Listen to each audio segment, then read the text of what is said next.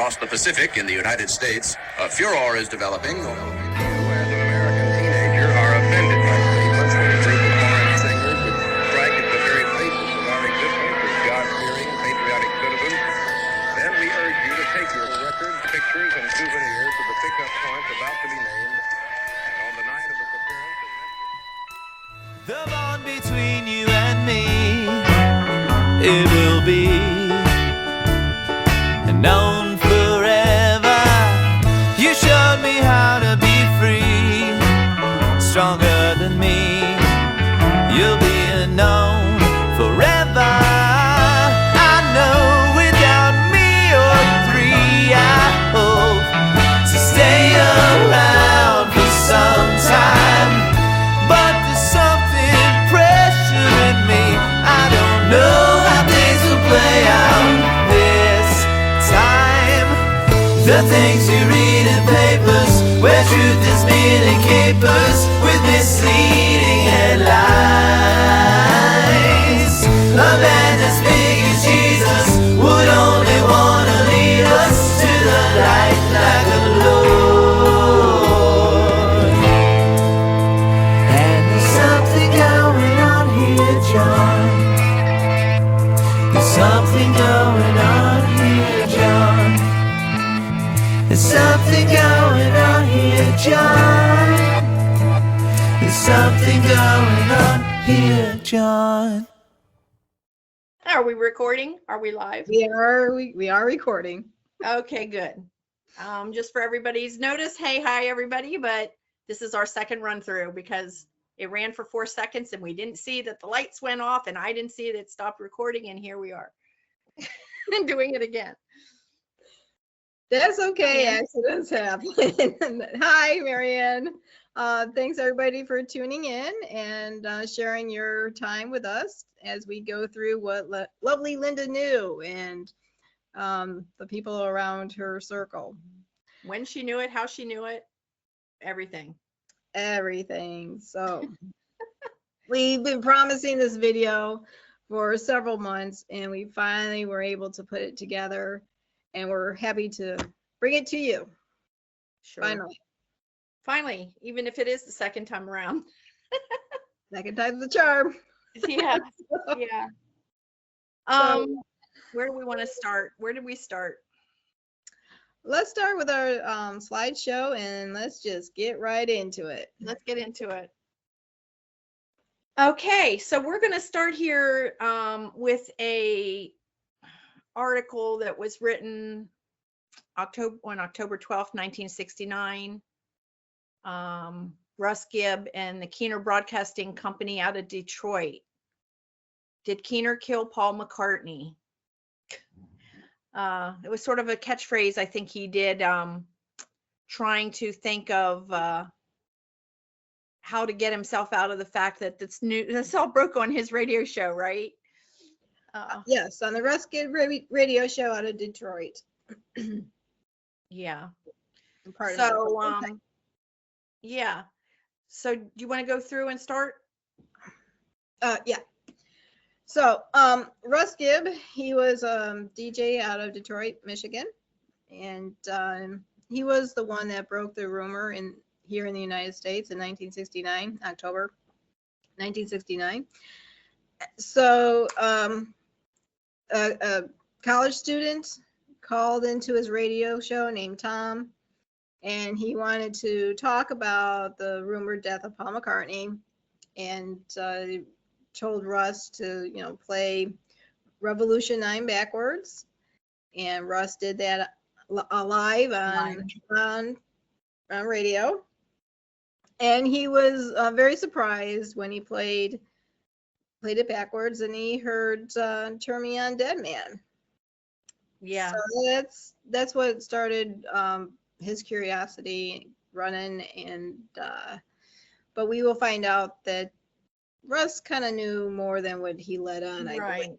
Well, let's talk about that. Russ, this is in 1969 when it finally hit the radio show because Tom Zarsky decided to go ahead and call in, and that started an avalanche of calls and and then it started the kids in the universities going through the rumors and looking at all the lyrics and stuff. But this isn't America's fault, like Billy likes to portray, that it all started in America in '69 because he walked across Abbey Road barefoot. That's far from the truth. That is correct. Russ actually tells us how this all started. He gave an interview shortly before he passed, and he explained that at the time, in 1966, Russ Gibb was a concert promoter in Detroit, and he owned his own venues. Right. And his manager was actually the manager for The Who. Right. So Russ goes on to say that at that time, British bands from London would come over to New York City, get some PR, and then go to Detroit, Michigan, play in his venues, and then fly off to California for their record contracts. Yeah, they were trying to get the Midwest share of the market and not just be on the coast. And Detroit was the hub of Motown at the time. So it was a large music market. Correct. So Russ was around those British bands when they were coming over, and it was those bands that were bringing the rumor to the United States about Paul McCartney being killed in a car accident. So who was in New York City at that time, Marianne? In 1967? Linda? Linda. It was. So Linda, yeah. I think we'll get more into that in the next few slides, but she knew about Paul's death from the musicians that she hung around. She was photographing, and they were telling her the rumors, that they had, that Paul had died. So yeah, and she turned around and told J. Marks she was going to marry him. She had her sights set on marrying a Beatle Paul. That's correct. Right. Correct. Yeah, that's very true. Did you want to read Russ Gibb's? Yes. So Russ Gibb sends this off to them. There are some things, or no, this is the other one. There are some things that are best said after we leave the planet. Understand? And so basically that's what it is. There was one piece of information that somebody gave me in London about this whole story. I'm not sure if it's key, but it's certainly important, and I'll let people just guess at what it is until I put it down on paper, and I may never see it, and the Beatles may not even be around, but someday it will come out. Russ Gibb. So he has a piece of something information, sort of like Heather has a piece of something that she has locked away in that interview where after she separated from Billy, that she wanted him to protect her, and she has that hidden gem. Seems like Russ might have a hidden gem somewhere too that may someday come out. Right, and Heather did say that this information that she has, fans would never ever be able to handle the truth. Devastating. Yeah, they would be devastated. Yeah, like she was when she found out. Right. Yes. So, and it wasn't infidelity. Because right. everybody'd say, oh, well, then she cheat. Paul, it's Paul. He cheats. He cheated on Jane. He cheated on everybody but Linda. So it's not infidelity. Right. Something else. Right. So, yes. And yeah. Russ Gibb also, knew key players like Eric Clapton. Right. Also. And when he met Eric Clapton in 69, when this rumor was taking off in the States, Eric cleverly says to him, well, I really haven't seen Paul lately.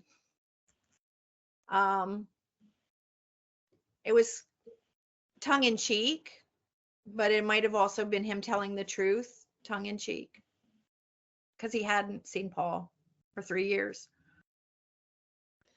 Right. And Russ Yeah. Gibb, Yeah, Yeah. go ahead. Russ Gibb also went to London when the rumor broke. Right. So he was on that flight. So he was there, and he was actually trying to look for the answer and trying to look for his grave. And he was very proactive, Right. trying to find the truth. Yeah, trying to find the truth. And somebody gave me in London a piece of information. That's what he said in this quote, and that's where I think that came from.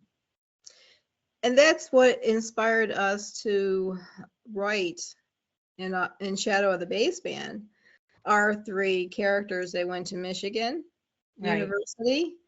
So, I mean, they're fictional characters, of course, but they're actually based on this information.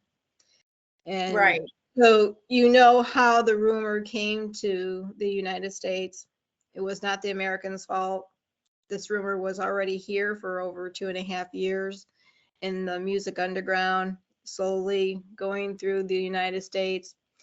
It was getting into colleges and universities and even high school, before this rumor broke on air with Russ Gibb and Tom.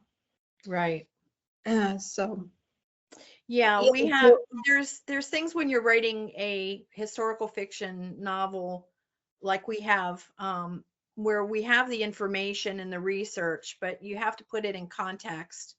And the only way to do that is through characters that are not real characters, but they're portraying times and places and information that needs to be conveyed and understood. Right. So our 3 characters, they go to London and they do the same thing that Russ Gibb did.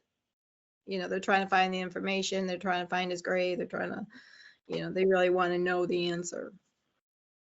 Like everybody wants to know. We still want to know the answer. Right. So we're still looking. Yeah. All right. Let's see. Next slide. By November 2nd, Jay Marks had written an article for the New York Times disputing the allegations. He remembered finishing a project with Linda Eastman 2 years earlier. The future Mrs. McCartney expressed interest in meeting Paul, but told Marks that she had heard that he had died and had been replaced by a double. When the couple were married in March of 1969, Marks sent a note saying, "Congratulations, whoever you are." And below that is the website link to this larger article. Right. So Linda was in New York City in the spring of 1967, working with Jay Marks on a book. And I have a copy of the book. So Jay Marks and Linda Eastman collaborated on this book called Rock and Other 4-Letter Words. Right. And I have a copy right here. Is that okay? Yep. You see it okay? All right. Yeah. So there's the book. It's very much in keeping with the late 60s type of bubble letters. I remember writing bubble letters. I do too. I remember that. I used to do Yeah. that too. So they're putting this together in 1967, and I believe it came out in 68, just a year later. But here is proof that Linda. You're back up. There you go. Come back a little. Yep. Let me see. Come to your left. There. Okay. I'm going to try and read this. Linda. No, wait. Still. Sick. Linda Eastman is rapidly becoming known as the major photographer of the pop scene. She has traveled over 50,000 miles to photograph all of the leading rock artists. She has also photographed for Vogue, Time, and Life. It wasn't you bringing the picture forward or backwards. It wasn't staying in focus. Okay, sorry. No, Okay. that's it. So there you Notice have I it. needed these. Am I what? So there you have it. There's the book. There's Linda. What's the back cover look like? Back cover? Bubble rock, pop rock. Let's see. Yep. Man, okay. How about, is that okay? You can't ignore us even if you don't like the idea behind our music. You have to listen to it because it's everywhere. I can't see who that quoted. Frank Zappa. Yay. Yeah, so there you have it. So she was working on that book with Jay Marks, and she was photographing the British bands that coming over. She was hanging out with them. So she found out about the rumor and went to Jay and told him that she wanted to go to London and find out the truth. So she goes to London with Jay. She meets Billy at the Bag of Nails. Then she goes to the launch party of Sgt. Pepper. She was invited to go. And she's there taking photographs of Billy, having a good time. And the rest is history. Yeah. So she knew. She knew. Yeah. And then Jay Marks, he comes back to New York City, and he knows Roby Young, who is the DJ for New York City, and tells Roby, about the rumor that he found out that Paul McCartney died. And so when Roby goes on air 2 years later and announces that, the rumor, he says that there's more to the rumor than what we know. And that we heard it first on his radio show. On his show. Yeah. So remember me. Remember me. After he gets fired, remember me, you heard it here first. That's right. That's what he said. Yeah. And then he was fired. So that was in 1969 when the rumor finally broke. But he knew 2 years before. And Yeah, they all kept it quiet. They all kept it quiet as far as those personas. I mean, obviously these bands weren't keeping it quiet because they were the ones that were talking about it, so everybody else found out. Right. And Linda said, I'm going to marry a Beatle. She had her sights set on him from the time she had met him. She had met the original Paul the year before she photographed the Beatles, I believe, or she met him somewhere or saw him somewhere. She knew the difference. Yeah. She photographed them in what, 66? 60. Wasn't it 66? It might have been 66. I don't think it was. Yeah, probably. Because then she meets Billy. Well, she said the year, I heard it say the year before. So she meets Billy in the spring of 67. So did she mean that she filmed them at the 66 tour? Or was it 65? That's how I took it as. Yeah, maybe. Because they were here touring in August of 66. So yeah, maybe. Maybe it was May to August. It's almost a year. Yeah. Potato. That's how that loop went around. Right. Yeah. And all we're trying to show is the rumor was in the United States for 2.5 years before it was public. It was in the underground. It was in the music scene. So, yeah, I guess I was basically thinking about the fact that Linda had set her sights on Beatle Paul and saying she was going to marry a Beatle. She was going to marry him.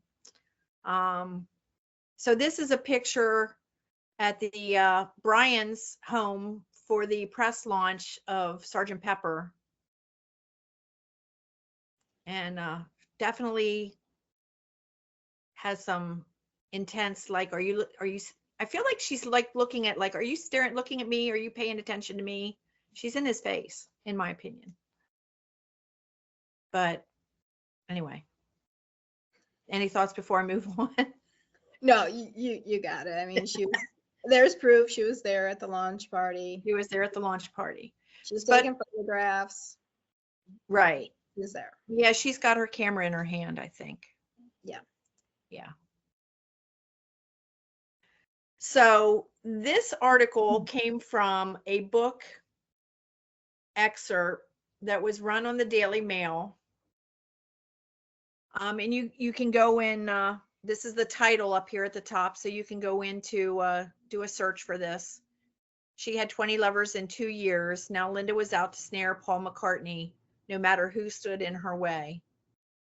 And that you can find this information all there. There's a pretty large article, and the excerpts from it were more for time, just to go through the time framing of who was where when. Here this in the second paragraph saying that she had frequently had posed rock stars Mick Jagger, Tim Buckley, Jim Morrison, and was not adverse to Hollywood actors, and it recounted a time with Warren Beatty. But the 66-68 time frame is where we're talking here about how she was pursuing Billy at the time, but was still doing her own thing. So Linda was tagged a groupie by a former friend who put it as groping groupie who was into photographing stars with little or no film in her camera, which I found that fascinating, that a photographer who was, published in magazines like Life would not have supplies, and only something that a friend would know. And through probably a confession of, yeah, I made, and now I'm just riffing this. This is off the top of my head. She could be filming Mick Jagger for all she knows. And he's thinking she's taking pictures and she's out of film. Right. So, but her number one target was a Beatle. Mm-hmm. So meanwhile, Billy at this time was 66. We've left, we have Billy coming in at the end of 66. And Jane is still in the picture. But Linda meets Billy for the first time in May of 67 at the Bag of Nails. Mm-hmm. Linda found herself at the home of Billy. Memory was hazed. And then a couple days later, I don't know if it's days. It says Linda was in London hoping to take pictures of the Beatles for the book Rock and Roll and Other Four-Letter Words. And that's when she went to Brian's house for the Pepper launch. And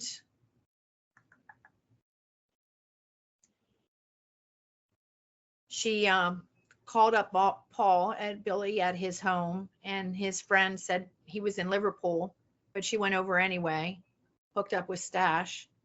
You guys can read this. You can stop the video and read. I don't want to read the whole thing because there's a lot here.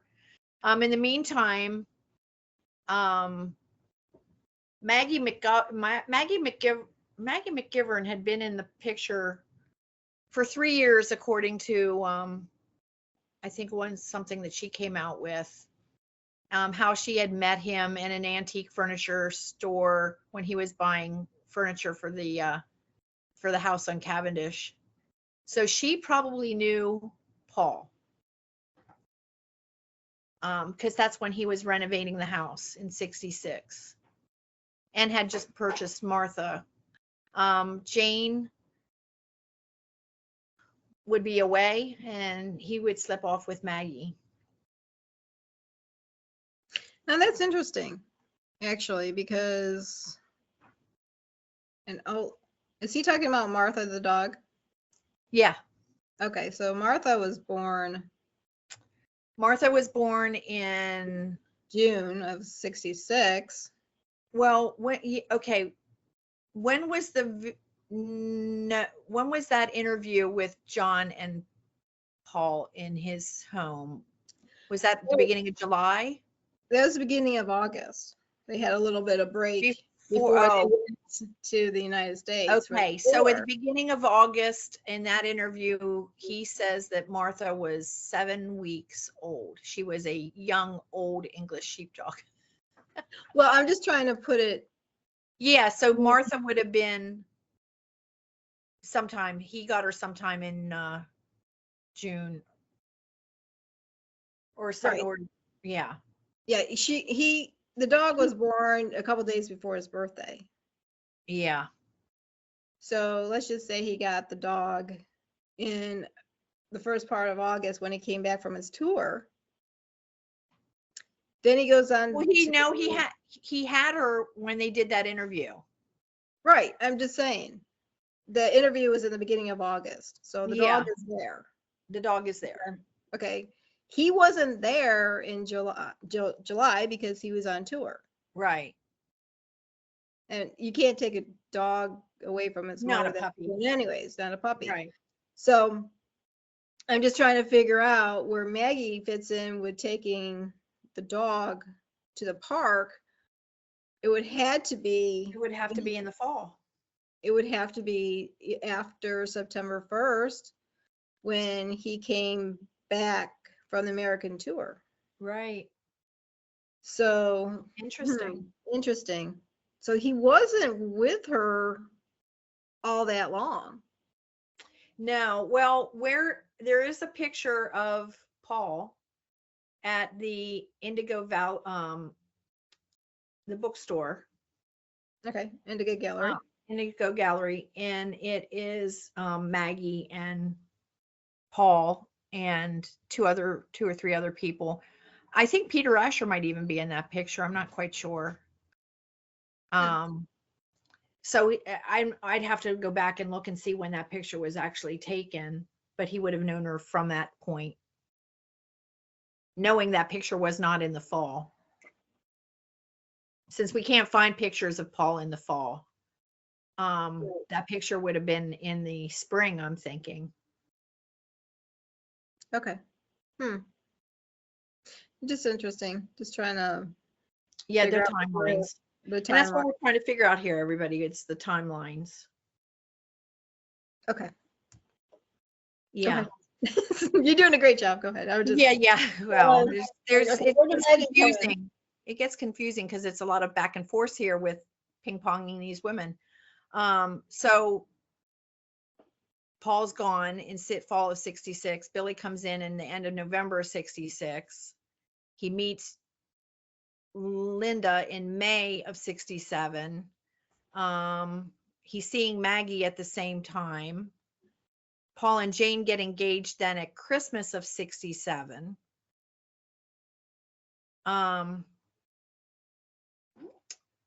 May of 68, Linda shows up at a press conference given by Paul and John in New York City.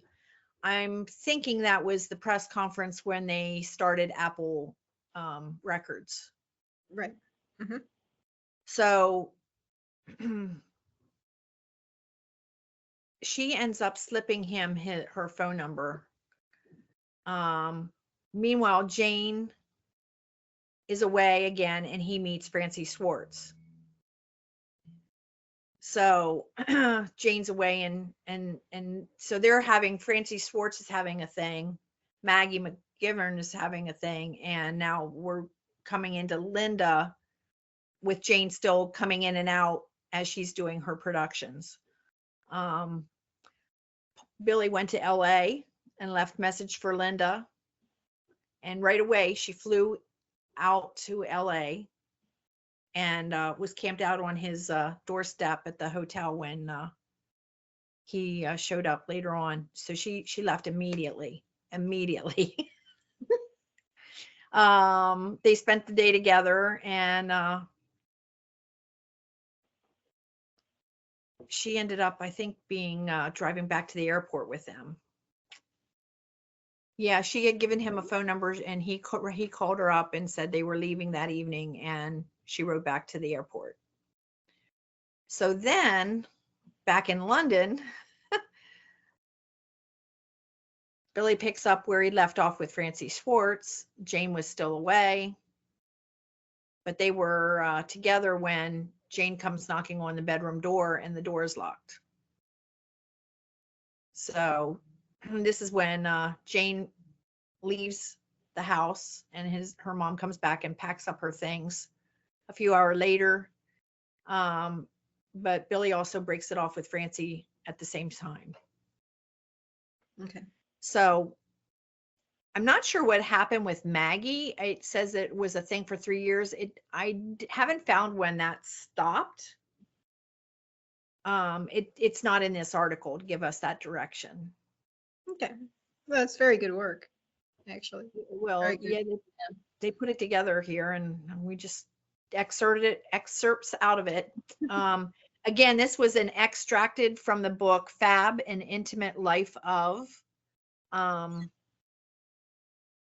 Yeah, so it's pretty much saying, Jane left Billy.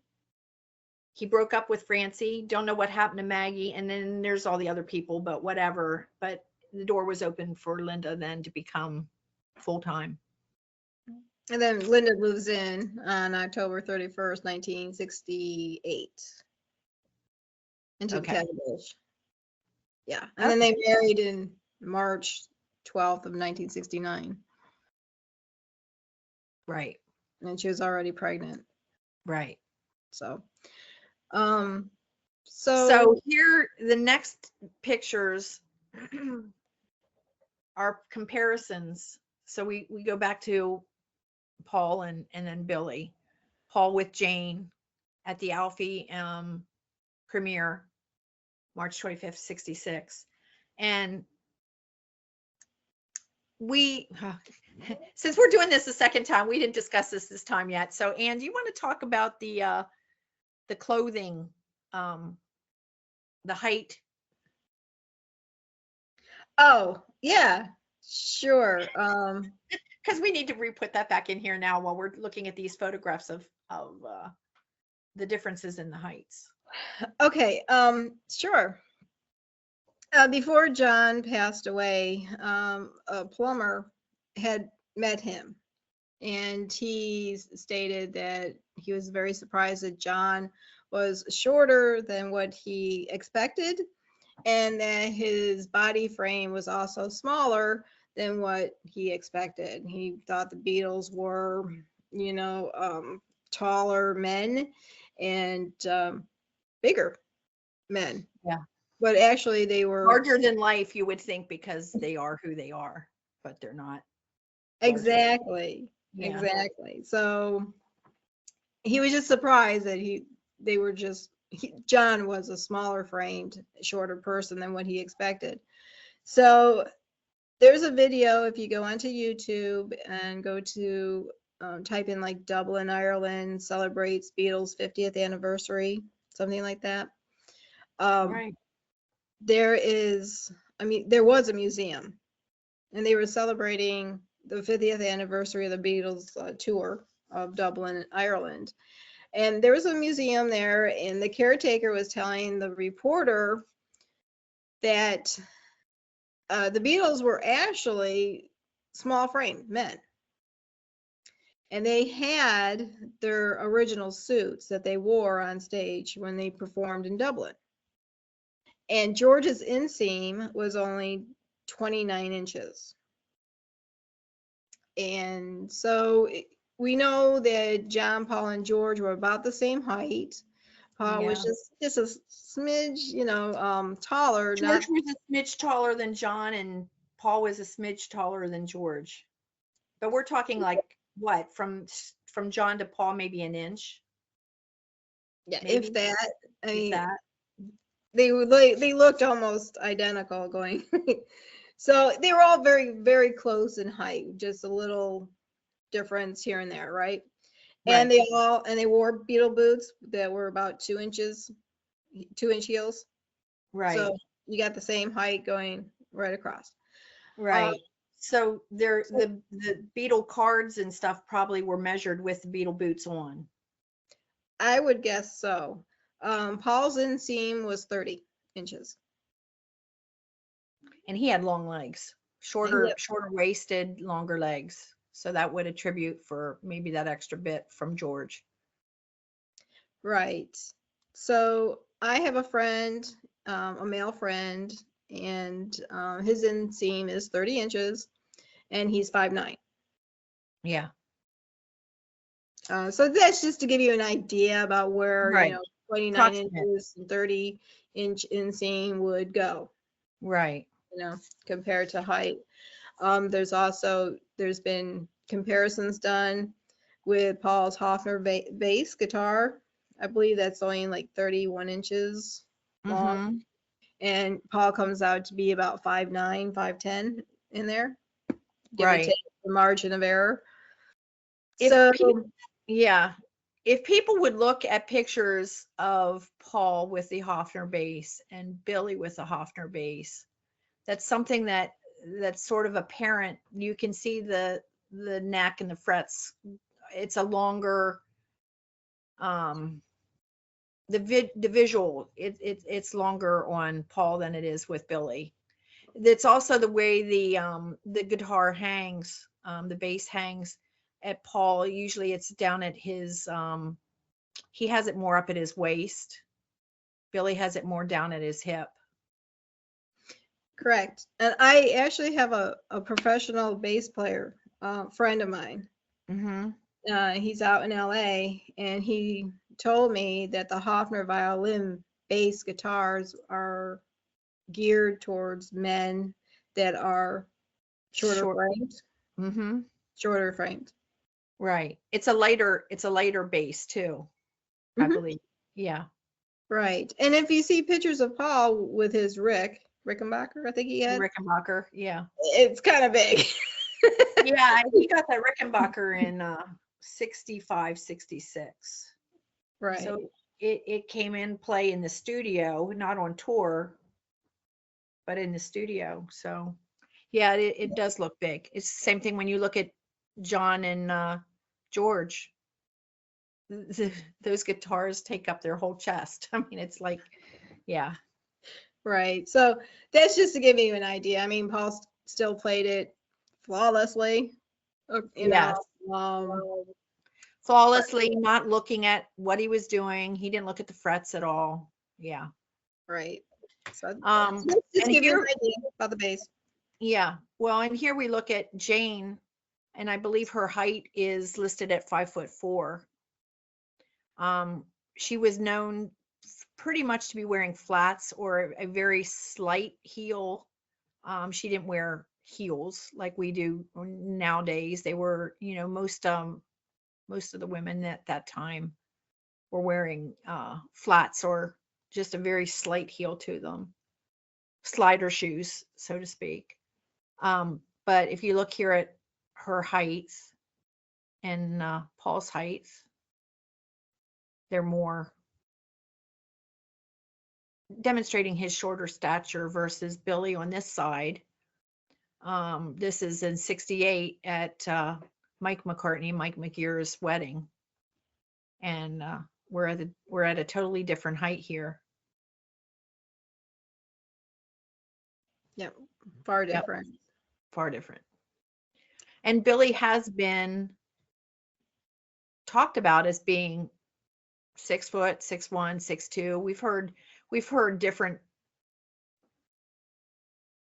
height differences.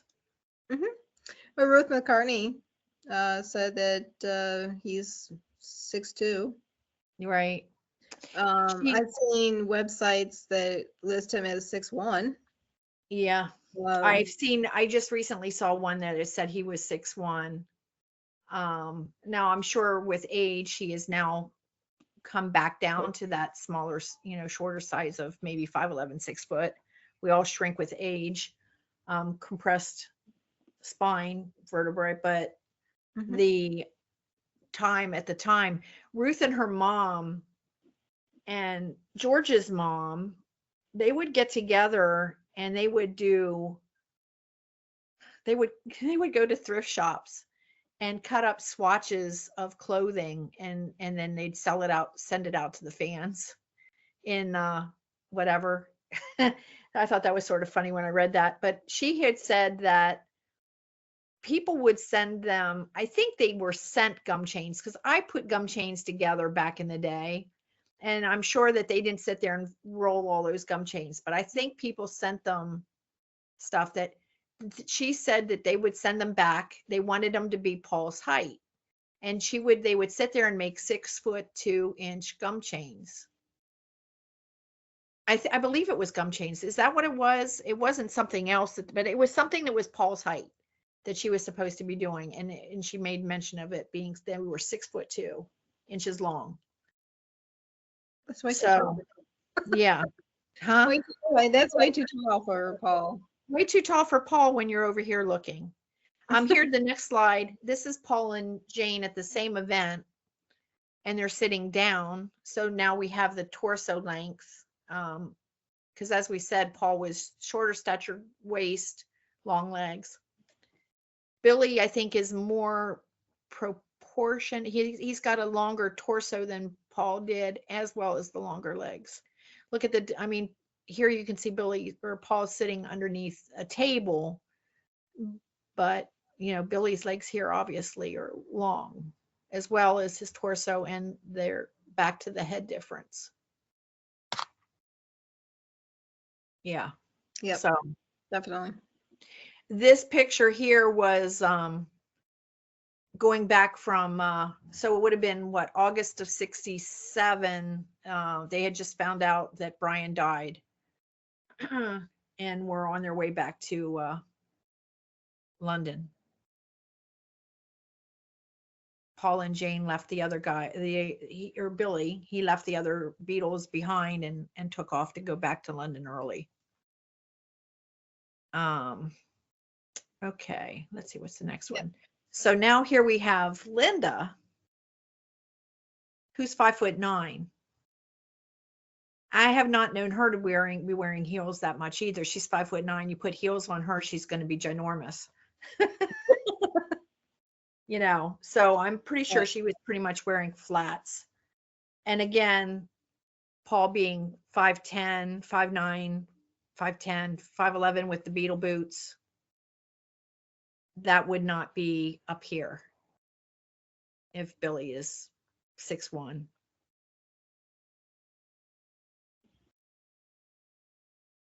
Anyway, so I think the next slide is going to go into our little back and forth. Okay. You ready for the second run through of this?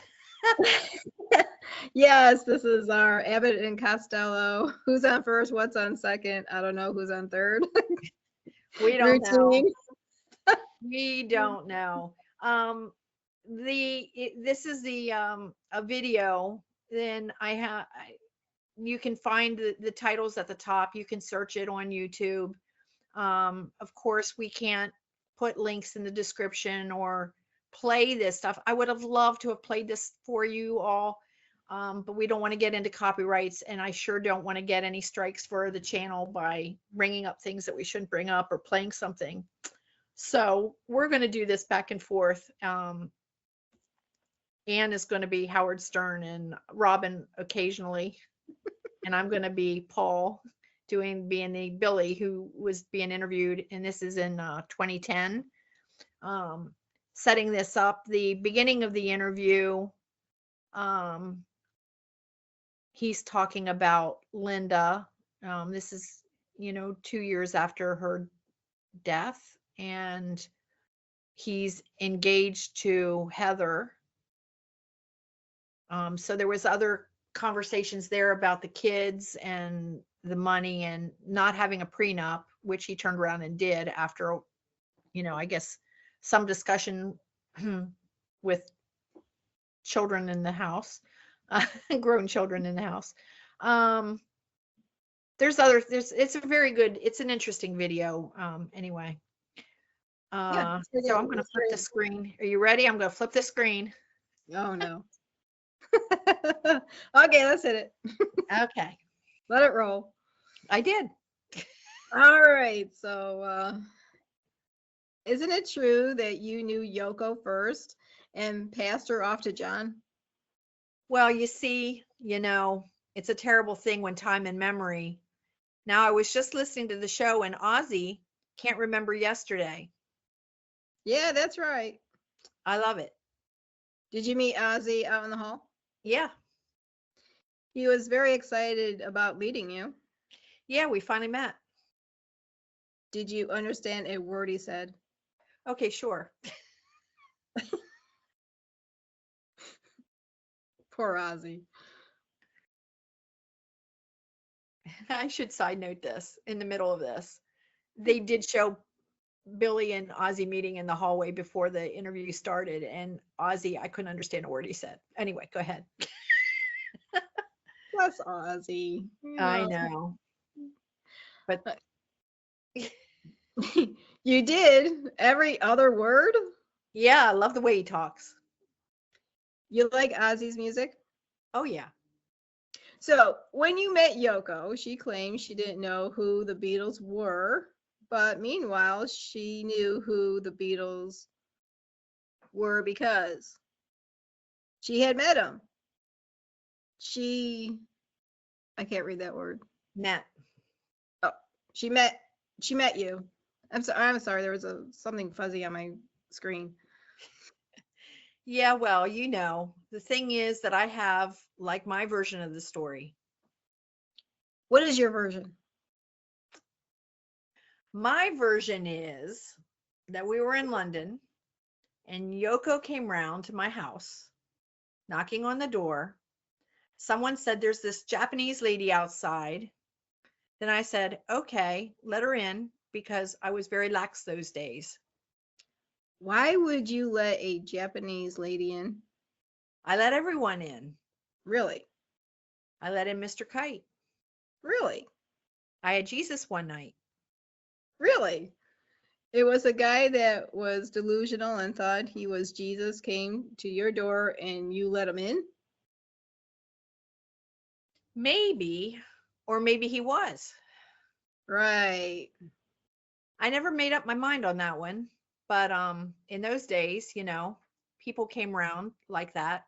I was living on my own, so I just said, "Well, come on in then. Let's have a cup of tea. We'll have a talk." Right. So this is before Linda, you're single, Yeah. and Yoko knocks on the door. My recollection, against the allegation, no, is that she came in and she said, "It's John Cage's birthday, and us artists want to collect a bunch of manuscripts to give him for whatever it was, 60th or something birthday." And I thought immediately, I don't really want to do this. I thought, because I don't like to give away my stuff. I like to keep that stuff where we wrote, yesterday on the back of an envelope.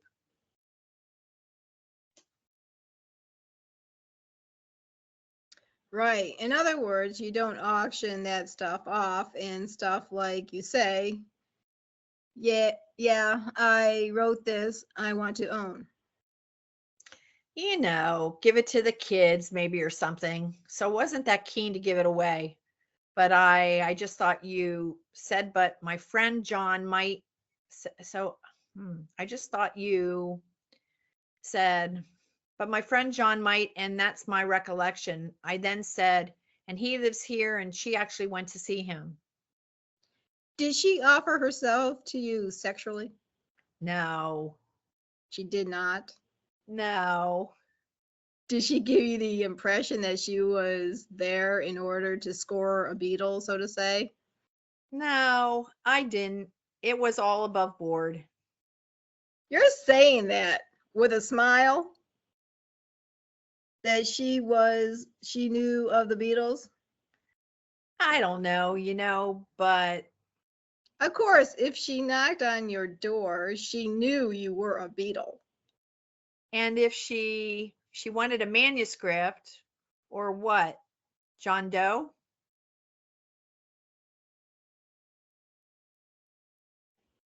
So, didn't you, in fact, laugh at her years later when she said, I don't know who John was, I don't know Beatles, I never heard, that was true?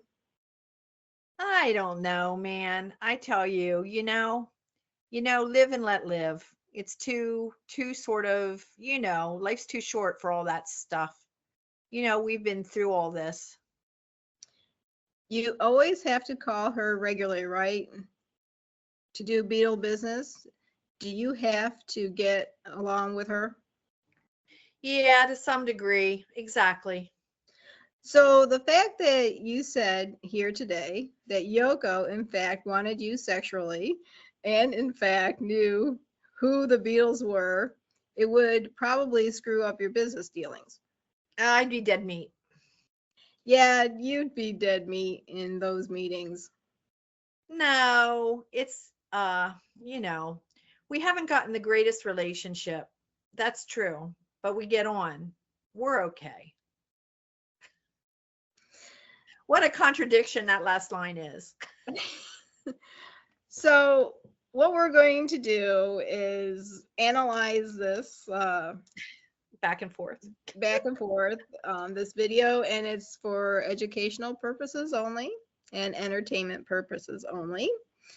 So The opinions of the people on the channel, us, are not necessarily the opinions of the larger group of people. But anyway.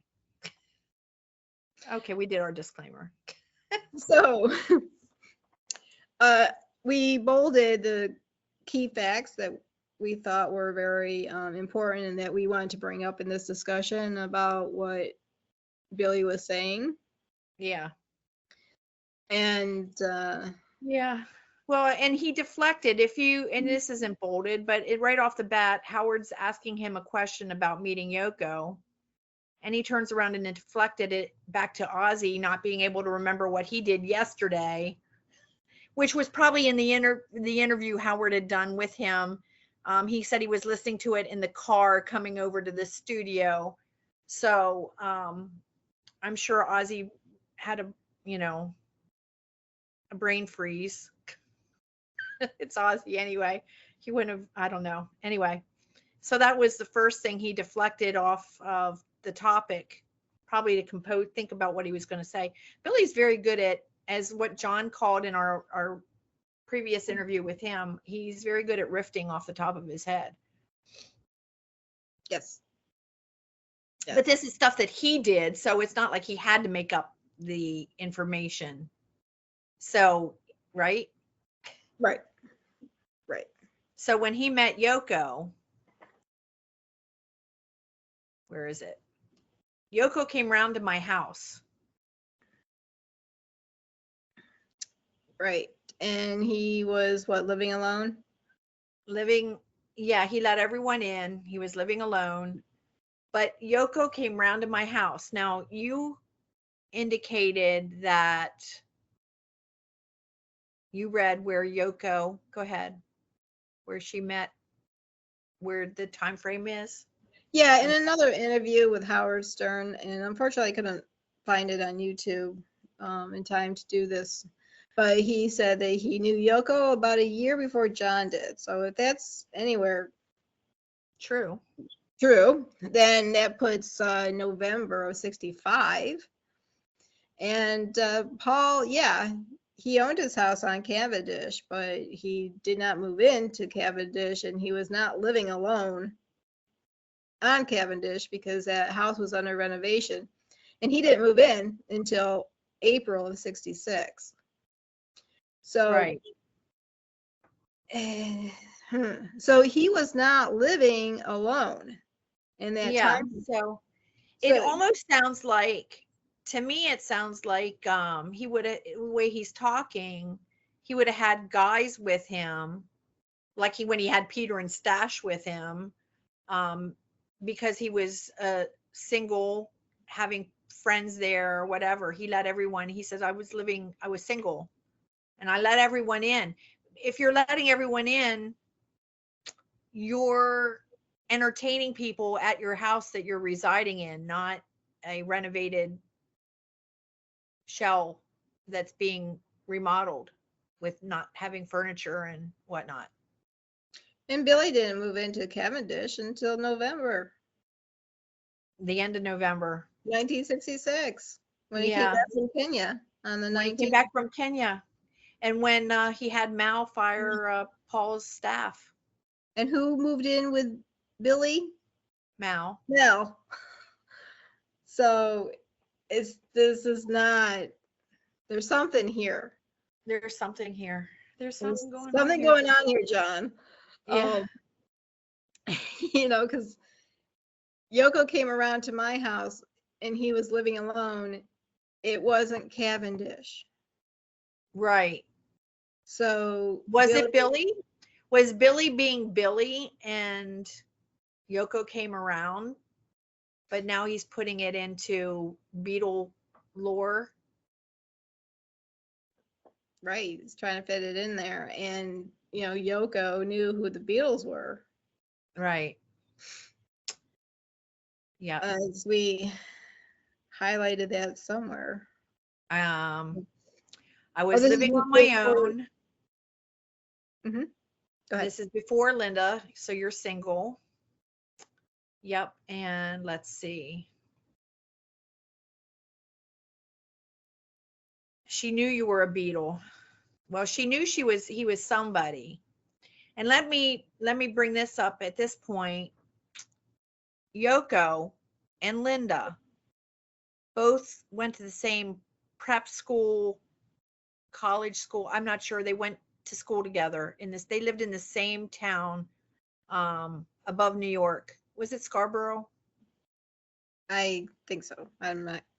A lot of things happen in Scarborough. Isn't it? Isn't that like an MK Ultra area? Just, you know. I don't know offhand. For sure.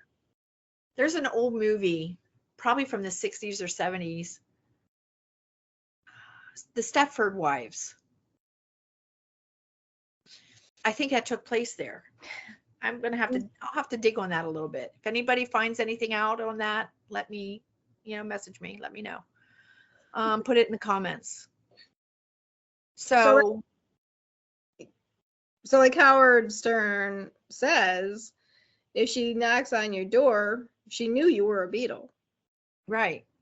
You're not going to show up asking for a manuscript from just any John, as Billy said, John Doe, any Joe Schmo, So do they know he was going to become a Beatle? Probably, but what was the conversation even really about?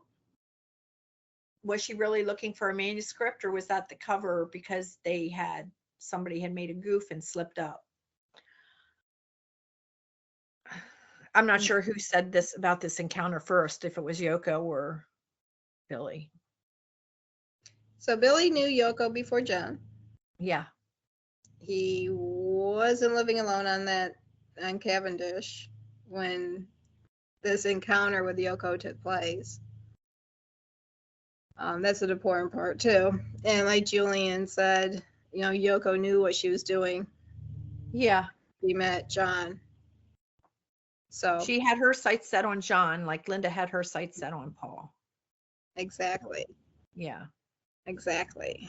And here I was looking for this here where he lives here, and she actually went to see him.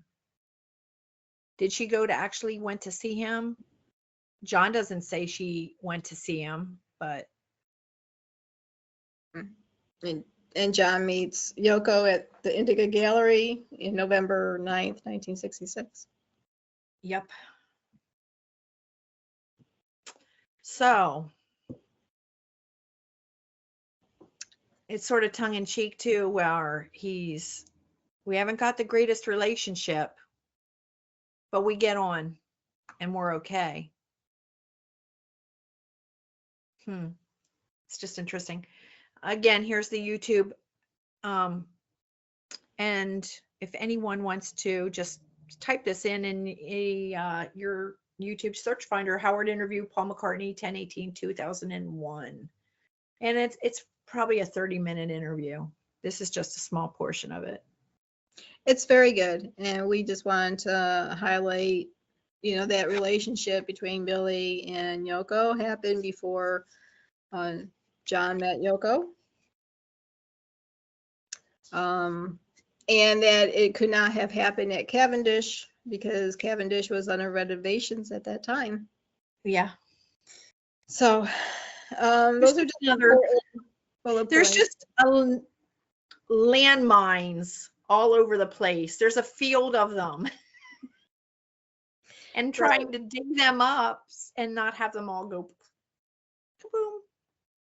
And there's something else we wanted to point out too, was Billy's girlfriends.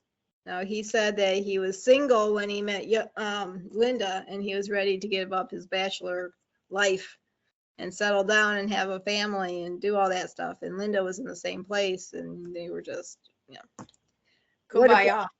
Yeah, which is great. I mean, they had almost 30 years, wonderful marriage, happy. They found true love. Hey, that's great, But when we looked at, the girlfriends, he had 4 running around all at the same time? He was engaged 4 and 3 running around. He was engaged to Jane. He had Maggie. He had Francie. And then he started seeing, Francie and Linda were like but then that wasn't it, because Barry Miles, I think it was, said Maggie McIvern was just one of many. So how is it that you're ready to settle down and start? I think that was just Billy's interpretation of what he wanted to pretend he was being like. Because he met Linda in 67, so it was basically saying by 1967 I was ready to settle down and have that family life.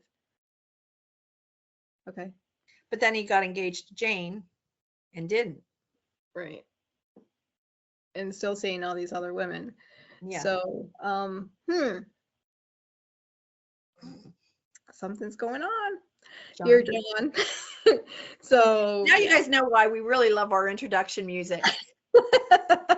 It was so perfect, and we have to thank Faul the Musical and the guys for writing that, and we'll have the link to that in the description below. Yes, along with our website. We appreciate that very much. Our friends from Faul the Musical. It was awesome, but yeah, that's what we have today. Are we done? Are we finally done? Take 2. We did a run through just to get, refreshed with the slides, and then did a whole hour something longer than this. This is the condensed version. Record. Yeah, I was recording for 4 seconds. I really don't know what happened. It just skipped off. But anyway, that's fine. Here we are. This is good. It's all good. So, but we are very excited that we brought this presentation to you. We've been wanting to do it for months, and we finally got around to doing it. And we're hoping this helps. You'll find this information in The Shadow of the Bassman and Shadow Dancing, Rise of a Bassman.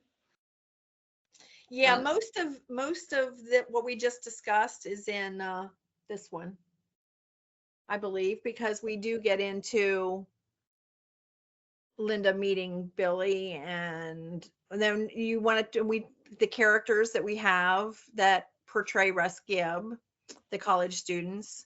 And you guys got to understand, we have to create fictional characters to portray storylines that are factual and bring them both into context. Right. When Russ Gibb, took off for London, when the rumor finally broke, that gave us the idea to, create 3 fictional characters to be able to explain how the rumor started here in the United States. We're not responsible. And Yeah.